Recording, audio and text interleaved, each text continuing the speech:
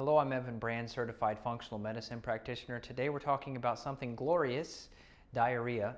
I've dealt with this issue across the globe with clients, whether we're talking Australia, New Zealand, South Africa, Europe, United States, Mexico. I mean, this issue does not discriminate against where you are, who you are, what you eat, etc. There's a lot of different factors in diarrhea, whether we're talking just an acute situation, like you picked up norovirus.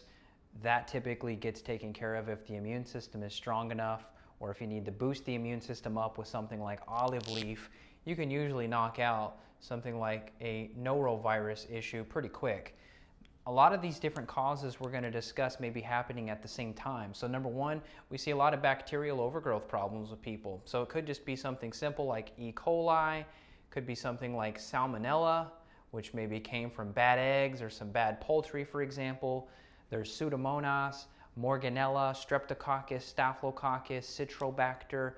I could go on and on naming bacteria that you may or may not have heard of, but let's just say as a whole category, bacterial overgrowth, bacterial infections can cause diarrhea. Viruses, we hit upon norovirus. You know, some could argue like Epstein-Barr, that's quite common to see, EBV for short. Some could argue that EBV could play a role in the immune system and therefore allow bacteria and parasites and others to thrive, therefore triggering the diarrhea. Moving on, so number three, parasites. You know, this was my issue. I had crypto.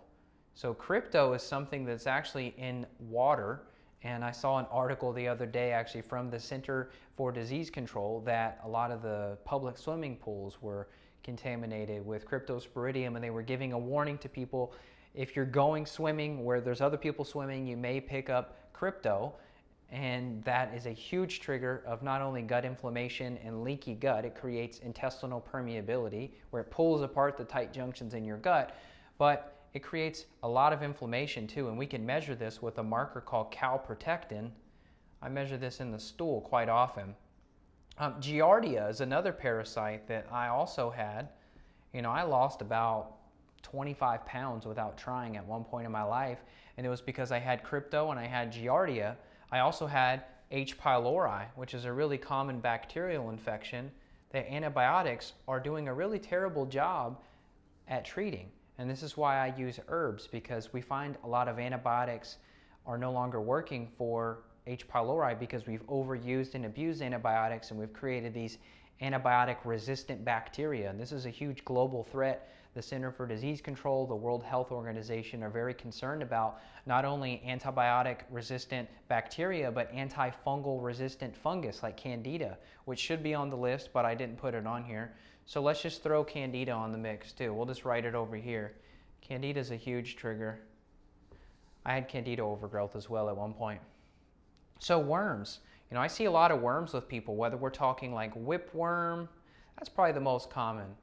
But I could name 5, 6, 7 different worms that I test for, and those are a big trigger here. Foods, well duh, obviously what you eat can play a huge role. So gluten and dairy are going to be the top two. Soy would be another common one. Peanuts would be another common one. If you have diarrhea, you need to not eat these foods. Butter you may be okay with. If it's organic, pasture-raised butter, you may be okay to get away with it. But if your gut's really inflamed, you probably want to switch to like a clarified butter, like a ghee, possibly using coconut oil, avocado oil, macadamia nut oil, something like that, as opposed to just your conventional dairy. Gluten, just get rid of it. There's no purpose. It elevates zonulin. Zonulin unzips the tight junctions in your gut. Leaky gut itself can create diarrhea. So you got to get off these common allergens. Mold, this is a huge one. Most people don't know about this, but mycotoxins, these are the toxins that are produced by mold. For example, Aspergillus produces ochratoxin.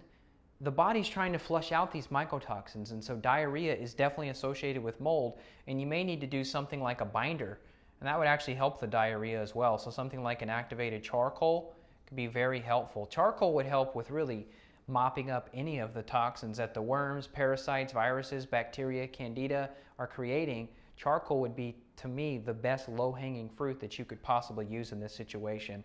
And then idiopathic diarrhea. This is when you go to the doctor and they say, we don't have a clue, here's some over-the-counter anti-diarrheal medication, which is not the answer. Now, it may help buy you some time to slow you down a bit so that you're not going to lose too much weight or get more malnourished from the diarrhea, but it's not a deficiency of, say, Pepto-Bismol. You know, this is the opposite of the endorsement for them.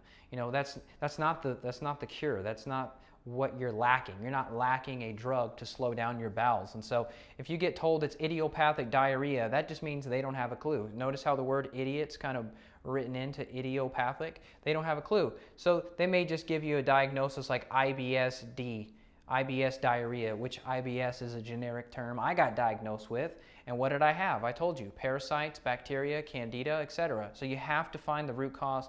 Idiopathic really just means they need help. They need more education. They got to do more testing. More clinical data is necessary to find out what the cause is, because there is a root cause. And then lastly, autoimmune. So this is when you get into like the ulcerative colitis. This is when you get into the Crohn's disease.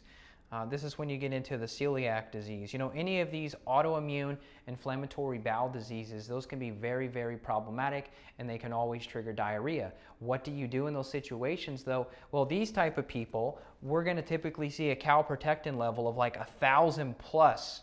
I mean, their inflammation is just off the charts. Did I write 3 zeros? Yes, I did. Okay. We're talking 1,000 plus with the inflammation, like insanely high levels. And in that situation, these people, they don't have the option to cheat on gluten or dairy or soy or peanuts. They don't have the option to ignore these bacterial and parasitic infections. They must address these infections to calm down, slow down, heal the immune system, which is attacking the intestinal tract. Many of these people end up getting surgery. They end up getting gallbladder removals, appendix removals, bowel resections, etc. I mean, it's not pretty, and none of those are addressing the root cause. You can see these people that get their bowel removed because it was so ulcerated and damaged from the years of inflammation and potentially toxic foods. Once they get the part of the gut cut out, they still have problems. Or they get the gallbladder removed because they had a gallbladder attack and they still have diarrhea. So you got to make sure you're getting the testing done. I've done several videos on this, testing for candida, testing for parasites, testing for bacteria. This is something that goes far above and beyond the conventional standard medical options. So their testing is just not that good. You really want to work with a functional medicine practitioner to help get the deeper investigation level, because if you get your standard test done with your GI doc where they do an endoscopy or a colonoscopy and they diagnose you with something generic like gastritis, that means inflammation, but that doesn't tell you what the root cause is. And all they may do for you is give you an antispasmodic drug. They may give you an acid blocking medication, but we already talked about that. It's not a deficiency of pharmaceutical drugs that's causing your problem. You have to work backwards, find that root cause, and that's exactly what I had to do for myself. So if I can do it, you can do it. If you need help, please reach out. You can click on screen and you can schedule a 15-minute free call with my staff, and we'll talk with you about your symptoms. We'll figure out what's the plan, what do we need to do, how do we investigate this, what's going on. There's multiple causes, but there are causes and there are answers. So I hope this helps. Take care. This is Evan Brand signing out. Bye-bye.